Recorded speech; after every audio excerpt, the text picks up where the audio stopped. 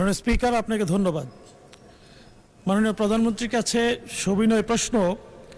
হাম এই মুহূর্তে বাংলাদেশের চিকিৎসা ক্ষেত্রে একটি ক্রুশিয়াল কোশ্চেন। এখন এই মুহূর্তেও আজকে চট্টগ্রামে দেশের একমাত্র সংক্রামক রোগের চিকিৎসা কেন্দ্র, বিশেষায়িত ইনস্টিটিউট, সেটি সহ অধিকাংশ হাম শনাক্তকারী প্রতিষ্ঠান বন্ধ রয়েছে, যে কারণে এই হাম শনাক্ত করতে সকল ইনস্টিটিউটকে এবং চিকিৎসা কেন্দ্রকে ঢাকায় পাবলিক হেলথ কেন্দ্র, ন্যাশনাল পোলিও অ্যান্ড রুবেলা ল্যাবরেটরিতে পাঠাতে হচ্ছে।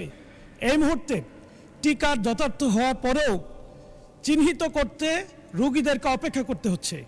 এই ব্যবস্থা উত্তরণে খুব দ্রুত কোনো ব্যবস্থা নেওয়া হবে কিনা। মাননীয় স্পিকার, আপনাকে ধন্যবাদ। মাননীয় প্রধানমন্ত্রী। মাননীয় স্পিকার এবং মাননীয় সংসদ সদস্য, আপনাদেরকে ধন্যবাদ। মাননীয় সংসদ সদস্য, আপনি যে প্রশ্নটি বলেছেন, যে বিষয়টি জানতে চেয়েছেন, আসলে এটি একটি খুব দুঃখজনক ঘটনা। এই সংসদে আজকে আমরা যারা উপস্থিত আছি, আমরা সকল রাজনৈতিক দলগুলো এবং এই সংসদের বাইরেও রাজনৈতিক দল আছে, যারা সকলে মিলে একটি স্বৈরাচারকে এই দেশ থেকে বিতাড়িত করেছে। দুঃখজনক ব্যাপার হলো সেই স্বৈরাচারের সময়, এবং আরও দুঃখজনক ব্যাপার হলো আমরা যেই অন্তর্বর্তীকালীন সরকারকে সমর্থন দিয়েছিলাম দেশে একটি সুষ্ঠু, সুন্দর, নিরপেক্ষ নির্বাচন করার জন্য, দুঃখজনকভাবে সেই অন্তর্বর্তীকালীন সরকারের সময় শিশুদের হামের টিকা গত কয়েক বছর ধরে বিদেশ থেকে আমদানি করা হয়নি। এবং স্বাভাবিকভাবেই যখন এই সমস্যাটি দেখা দেয় খুব দ্রুততার সাথে, এখানে আমাদেরকে বলতেই হবে মাননীয় স্পিকার, ইউনিসেফ আমাদেরকে, বাংলাদেশকে অনেক হেল্প করেছে এই ব্যাপারে। দ্রুত তারা হামের যে ভ্যাকসিনেশন সেটি খুব দ্রুততার সাথে পাঠিয়ে যায়, যার ফলে আমরা ওষুধগুলো পেয়েছি এবং প্রায় 2 কোটি শিশুকে এই হামের ভ্যাকসিনেশন আমরা দিব।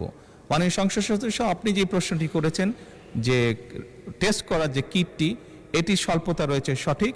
এটির ব্যাপারেও সরকার কাজ করছে। এর মধ্যে অনেক কিট এসে পৌঁছেছে। খুব সম্ভবত একটি কিট দিয়ে বোধহয় 3টি শিশুকে টেস্ট করা সম্ভব হয়। 3টি টেস্ট করা যায় একটি কিট দিয়ে। কিছু কিট এই মুহূর্তে খুব সম্ভবত ঢাকার কাস্টমসে আছে, এয়ারপোর্টে আছে, সেগুলো আমরা দ্রুত ছাড় করানোর ব্যবস্থা ইনশাল্লাহ করছি।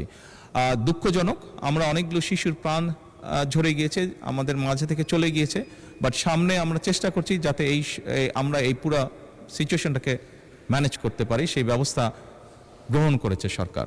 ধন্যবাদ মাননীয় স্পিকার।